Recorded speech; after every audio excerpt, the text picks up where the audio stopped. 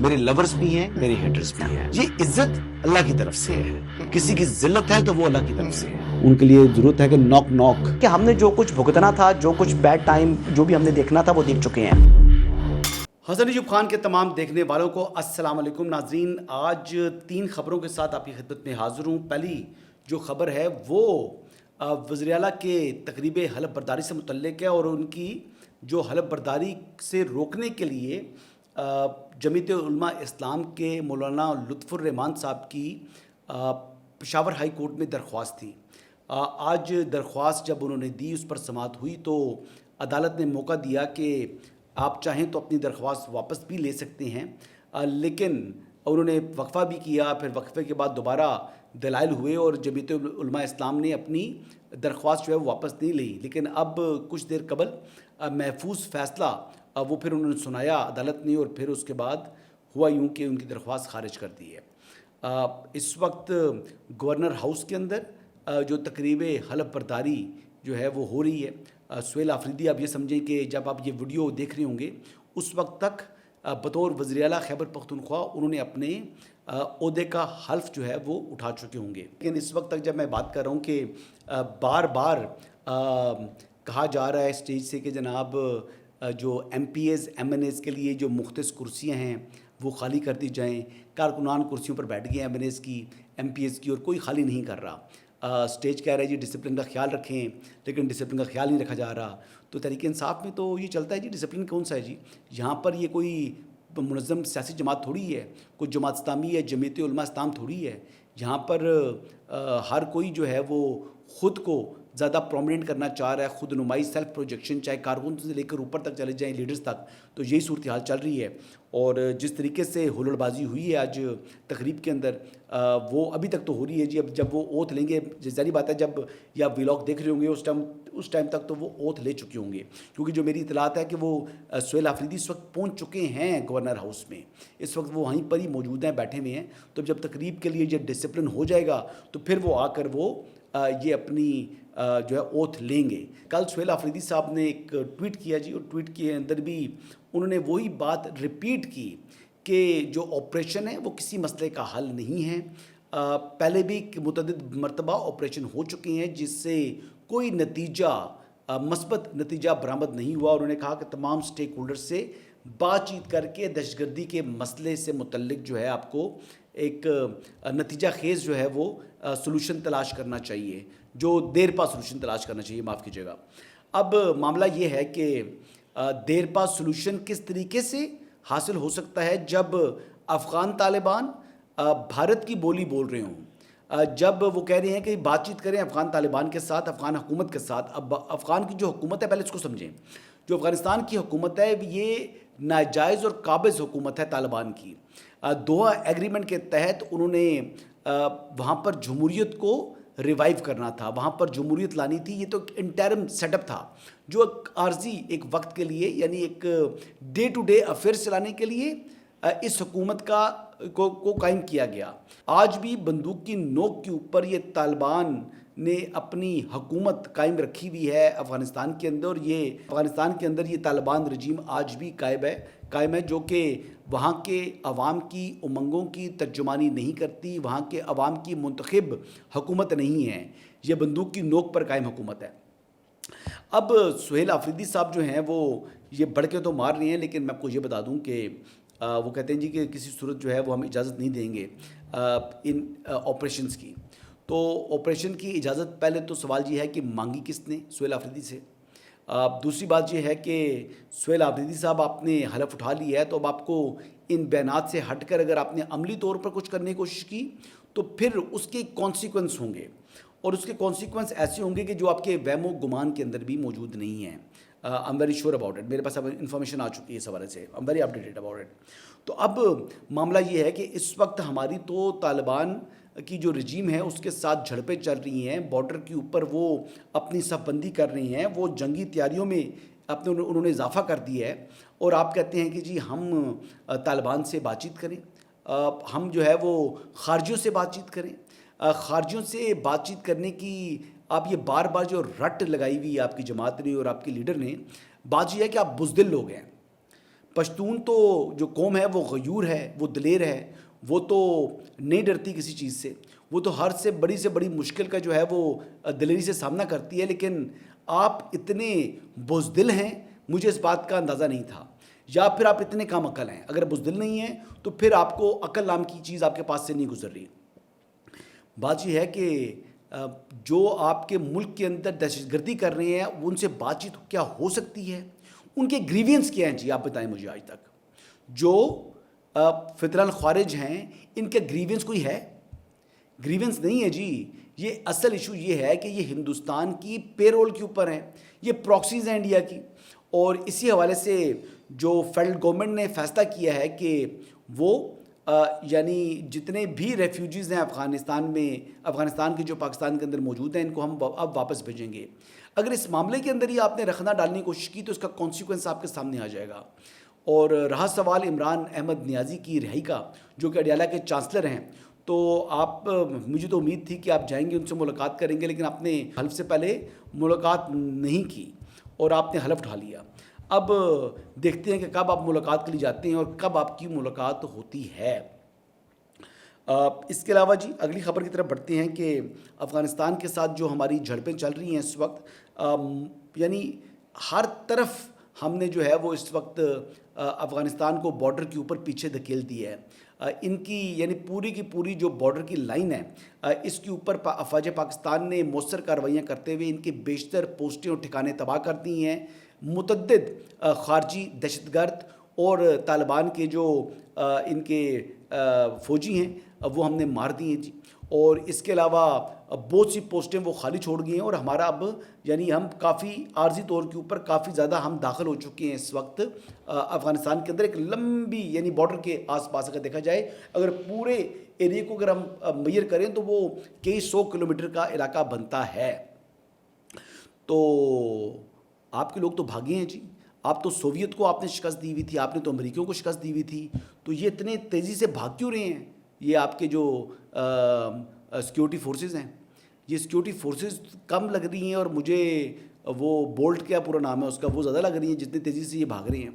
اور پھر ہم نے متعدد آپ کے ٹینکس تباہ کر دی ہیں اور جھوٹا پروپیگنڈا. آپ جتنا مرضی اپنے لوگوں کو خوش کرنے کے لیے سوویت ٹینکوں کے اوپر پاکستان کا جھنڈا لگا کر آپ جتنا مرضی منجن بیچنے کی کوشش کر لیں. یہ منجن کسی نے خریدنا نہیں ہے. اب یہ دیکھ لیں خالی ایک صوبہ قندھار کے اندر، یہ اگر آپ کو خالی ایک ویژول دکھاؤں گا نا، ایسی مطلب میں 50-60 سے زیادہ جو ہے وہ فوٹیجز موجود ہیں. یہ صوبہ قندھار کے اندر آپ یہ دیکھیں جی، یہ battalion number 4 border brigade number 6 یہ مکمل طور پر ہم نے تباہ کر دی ہے جی.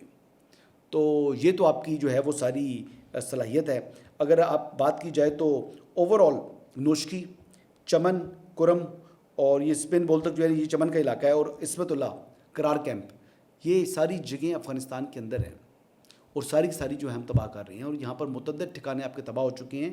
اس وقت تو ہم خارجیوں کو اور ان کے ٹریننگ کیمپس کو ڈھونڈ کر جو ہے وہ مار رہے ہیں. اب یہ دوسری چیز دیکھیں کہ مہمند کے اندر جو ہے وہ ایک تشکیل بھیجی افغان طالبان نے خارجیوں کی.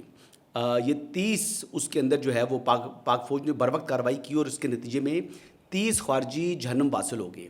اب معاملہ یہ ہے کہ پاک فوج جس عزم کے ساتھ اور جس جواں مردی کے ساتھ ان کو کرش کر رہی ہے طالبان کو، تو اب وہ ان خارجیوں پر انحصار کرنے پر مجبور ہو گئے ہیں.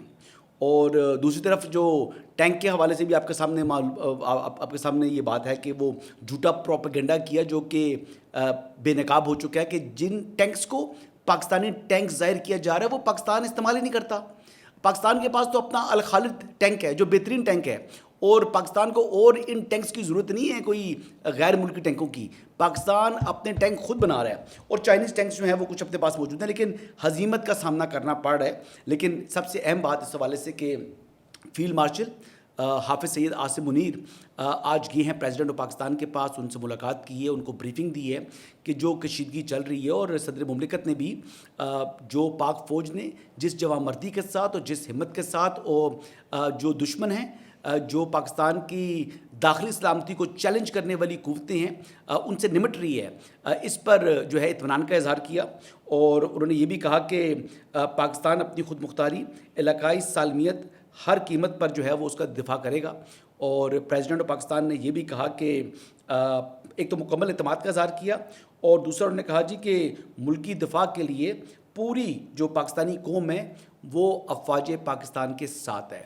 اور یہ ایک بڑی سمبولک یہ پکچر ہے جو آپ دیکھ رہے ہیں فیلڈ مارشل کی اور پریزیڈنٹ آف پاکستان کی ملاقات کی. آپ کو معلوم ہے کہ جو افواج پاکستان کے جو سربراہ ہیں, اصل سربراہ یعنی کمانڈر ان چیف, وہ پریزیڈنٹ آف پاکستان ہوتی ہیں. اور پریزیڈنٹ پاکستان نے بھی بھرپور اعتماد کا بھی اظہار کیا. جو تیاریاں ہیں افواج پاکستان کی اور جس طریقے سے نمٹا جا رہا ہے ان خارجیوں کے ساتھ, ان افغان طالبان کے ساتھ, تو اس پر اطمینان کا اظہار کیا ہے. آگے جو ہے وہ بڑھتے ہیں اور شاندانہ گلزار صاحبہ سے متعلق میں آپ کو بتاؤں کہ انہوں نے ایک ٹویٹ کیا اور ٹویٹ میں انہوں نے اگر ابھی دیکھ لیں تو انہوں نے کہا جی کہ یہ وزیر اعظم پاکستان جو نسل کشی والے نیتن یاہو ہیں اسرائیلی وزیر اعظم, ان کے ساتھ ملاقات کر رہے ہیں. اور نیچے ایک آدمی نے ان کو لکھا کہ جناب میڈم یہ فیک نیوز ہے. اس پہ کہتی ہیں کہ سر یہ 6 مہینے پرانی ملاقات ہے جو کہ مصر میں ہوئی تھی اور یہ خفیہ ملاقات کی گئی ہے. یعنی اتنا جھوٹا پروپیگنڈا, اتنا جھوٹ جو ہے آپ نے لوگوں کو گمراہ کرنے کے لیے بولا.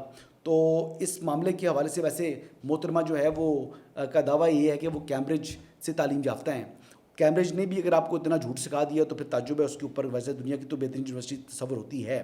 اب یہ پرائم منسٹر کی جو اصل میں ملاقات تھی یہ آذربائیجان کے جو پریزیڈنٹ ہیں الہام الف اور آرمینیا کے جو وزیر اعظم ہیں نکول پشنیان. یہ نکول پشنیان ہیں جو کہ پرائم منسٹر ہیں آرمینیا کے. ان کو وہ بنجامن نیتن یاہو قرار دے رہی تھی.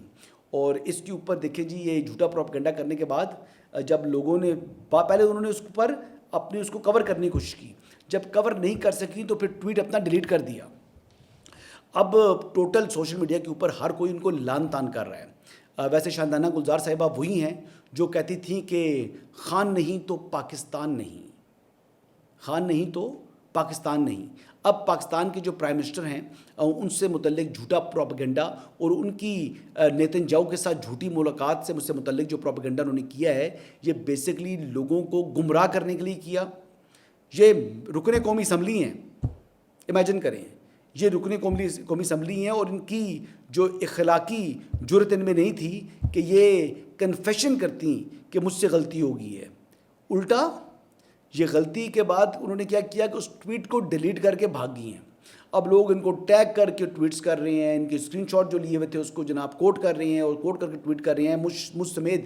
میں نے بھی یہ ان کو لکھا تو میں نے کہا اخلاقی جرت دکھائیں, بات کریں, لیکن وہ انہوں نے بات نہیں کی. شہباز بدر صاحب ہیں جی, انہوں نے یہ ان کو ٹویٹ کیا ہے اور ان کی فوٹو لگا کر انہوں نے کہا ہے جی کہ محترمہ شاندانہ ایک ڈھیٹ جھوٹی ثابت ہوئی ہیں, ٹویٹ ڈیلیٹ کر کے بھاگ گئی ہیں, لیکن اس بار نہیں.